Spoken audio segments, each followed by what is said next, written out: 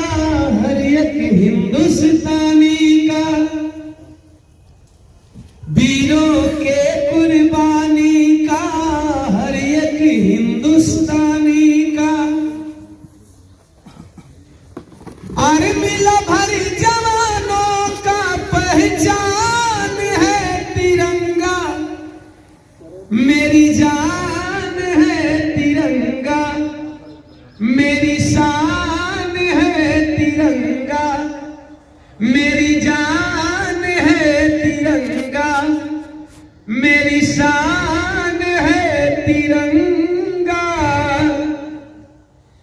इसी तिरंगे के खातिर लाखों लहू बहाए थे, वीर भगत सिंह वीर उधम सिंह फांसी गले लगाए थे। ये बहुत बड़ी बात नहीं है। जब से देश आजाद हुआ है गीतकारों ने इन शहीदों का नाम दिया है, लेकिन आज एक कमेंट पढ़े थे इस गाने में, एक भाई ने लिखा कि जितना भी मैंने आजादी सॉन्ग सुना, दीवाना जी आपने पहली बार रिकॉर्ड बनाया है, वो रिकॉर्ड क्या था जरा रिपीट करना चाहूंगा। इसी तिरंगे के खातिर लाखों लहू बहाए थे, वीर भगत सिंह वीर उधम सिंह फांसी गले लगाए थे।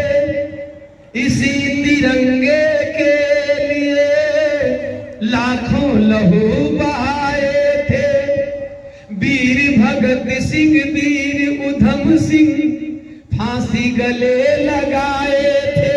लाइन महत्वपूर्ण क्या है?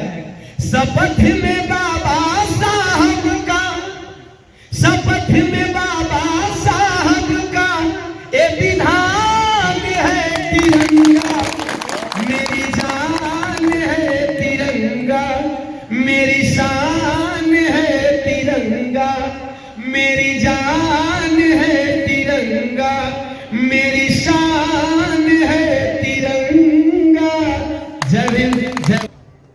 हेलो, लगता है कि वक्ता नजर चुरा के बात कर रहा है और आंख में आंख डाल करके वही बात करते हैं। एक्चुअली जो समाज के खासतौर से उम्मीदों पे हर वक्त हर पल खरा उतरने का काम करते हैं, वरना आंख चुराने वाले भी बहुत हैं। जीवन भाई को बोले कि चलिए रख लीजिए, अगर बच्चों की बात है तो चूंकि यहाँ से लगाव है और बहुत अच्छा लगता है। अभी हमारे उमेश गुरु जी ने कहा कि हम लोग जब पढ़ रहे थे तो शायद हम लोगों के मार्गदर्शक वैसे नहीं थे, हमें वैसा दिशा निर्देश नहीं दिया गया, हम लोगों ने अपनी एनर्जी और अपना ऊर्जा कहीं और लगाया। और जब इस कार्यक्रम में मैं आता हूं तो अपना बचपना याद आ जाता है। पिछली बार मैं आया था शायद कब था, 15 अगस्त। तो 15 अगस्त पे मैंने आया था तो मैंने अपना छोटा सा संघर्ष बताया था और जितना भी कहना था हमारे जितने भी गार्जियन उमेश गुरु जी को लेकर के, हमारे अन्य गार्जियन इधर सर सभी लोगों ने कह दिया। अब हम क्या कहें, हमको एक बात सोचने पे मजबूर हो रहा हूं कि आखिर इतने बड़े बड़े वक्ताओं के बीच में आपका भाई क्या कहे, क्या आप लोगों को सुनाए, क्या समझाए। एक्चुअली गाना मेरा प्रोफेशन है, गाने से आप लोग जानते हैं, लेकिन सर ने एक बात कही, उमेश सर जी ने भी एक बात कही कि हम लोगों ने अपनी ऊर्जा कहीं और लगाया और आज ये सोचने पे हम लोग मजबूर होते हैं कि काश हम लोग इस ऊर्जा को सही दिशा में लगाए होते। और सच यही है, हम ज्यादा प्रायोगिक बातों को करने में विश्वास रखते हैं। चूंकि एजुकेशन मेरा हुआ था, किसी तरह गाते बजाते मैंने ग्रेजुएशन किया, बीएड किया, वो भी पढ़ने का शौक था तब इतना किया, वरना मैं गा बजा के ठीक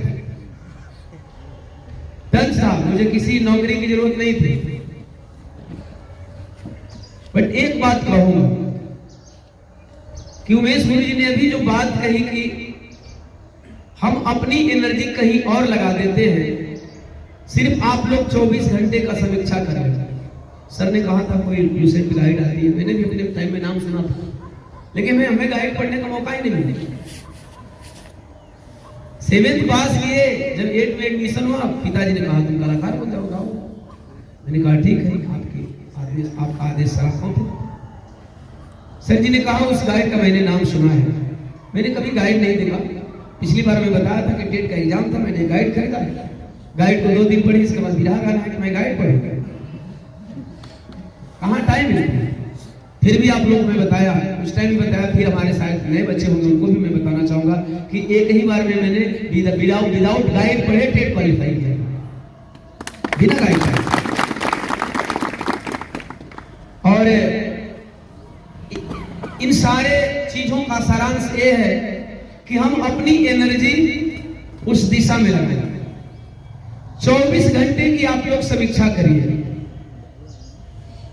एक बात मैंने ताली बजाया था, सर जी ने कहा पिछली बार कोई डेट था, शायद मैं नहीं था, और उस टाइम शायद कुछ बच्चों को एक टारगेट दिया गया कि आप लोग लुसेंट गाइड याद कर लो, है ना, और कौन सबसे पहले याद करके सुनाता है। तो दबते दबते दबते दबते एक भाई ने हाथ उठाया, जिस भाई का नाम है अंकुर कुमार, और खुशी इस बात की हुई कि अंकुर ने बीपीएससी क्वालिफाई की, इसलिए मैंने ताली बजाया था। इस भाई ने डरते डरते हिम्मत जुटा करके हाथ उठाया कि सर आपके चैलेंज को मैं एक्सेप्ट करता हूं। नो डाउट, जो चैलेंज एक्सेप्ट करता है वही रेस में आगे होता है, वरना चैलेंज जो एक्सेप्ट नहीं करता हमेशा पीछे। संघर्ष की बात आती है, उमेश गुरुजी ने कहा अगर आपको लगता है कि जो चीज नहीं मिलता उसे जबरी लड़के छीन लो। एक बच्चा भी दूध पीता है माँ का, लेकिन माँ ऐसे दूध नहीं पिलाती। माँ जिसके लिए कहावत है कि अमृत के धार कोई कितनों पियाई घुमाई बिना, कैसे कर जवा जुड़ाई भैया घुमाई बिना। एक माँ भी बच्चे को दूध तब तक नहीं पिलाती जब तक कि वह बच्चा रोता।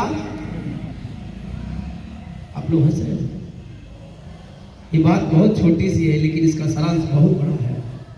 अर्थात कहने का मतलब कि वह बच्चा जिसको ज्ञान नहीं होता है कि मुझे माँ से कहना है कि माँ मुझे भूख लगी है, मुझे दूध पिला दो, उस बच्चे को इस बात का थोड़ा सा भी इल्म नहीं है, थोड़ी सी भी जानकारी नहीं है कि मैं माँ को किस तरह से बोलूं कि मुझे भूख लगी है। बस वह रोना जानता है। जब उसे भूख लगती है तो जोरों जोरों से रोता है, धीरे धीरे रोता है, फिर भी माँ नहीं पिलाती है।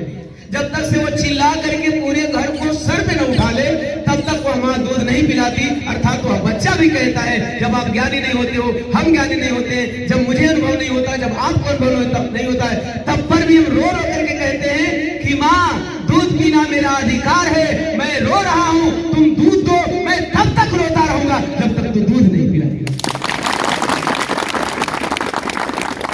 कहने का मतलब है कि 24 घंटे में आप लोग समीक्षा करिए।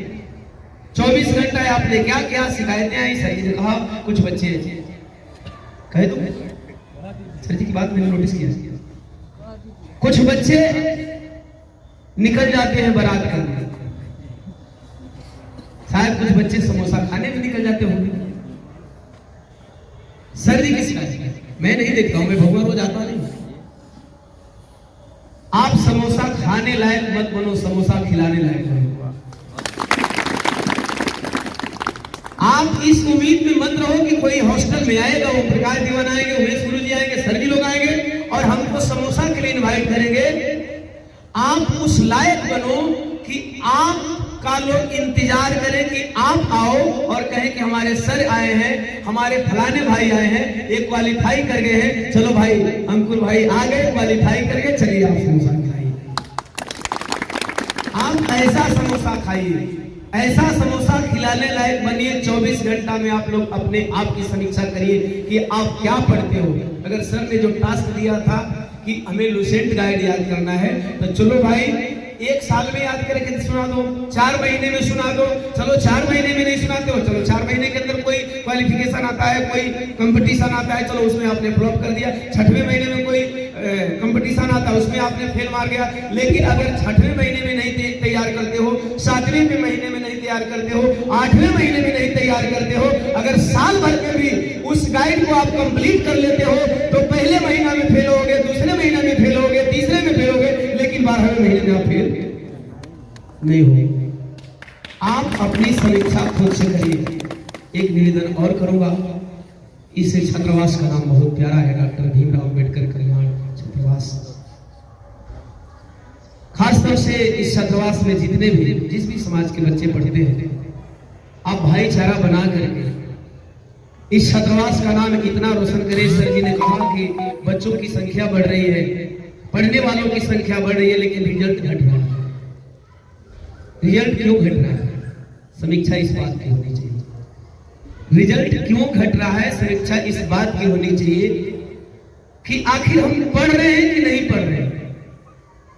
जो माँ बाप उम्मीद लगा करके आपको अपना सर्वस्व निछावर करके, शायद हो सकता है किसी भाई के माँ बाप मजदूरी करते होंगे, किसी भाई की माँ कहीं चौका बर्तन करती होंगी, किसी भाई के भाई कहीं जाकर के बाहर खड़ते होंगे आपको यहाँ पढ़ाने के लिए। लेकिन आपको इस बात का ख्याल रखना चाहिए, आपको इस बात पे हमेशा और इस उम्मीद पे हमेशा खरा उतरना होगा कि हमारे माँ बाप ने यहाँ भेजा है तो किस लिए भेजा है। कभी कभी हमारे बिरहा में एक बात आती है, अगर आप लोगों की इजाजत हो। कुछ बिरहा वाले हैं, आप लोग जानते हैं कि हमारी परंपरा अलग है। मैं थोड़ा हट करके बिरहा गाता हूँ, यथार्थ को बताना चाहता हूँ। कुछ बिरहा वाले कहते हैं कि भैया हम लोग परंपरा को लेकर के चलते हैं। परंपरा रूढ़िवादिता, परंपरा का मतलब रूढ़िवादिता। दादा बाबू जौन कैले तो ने हम करो।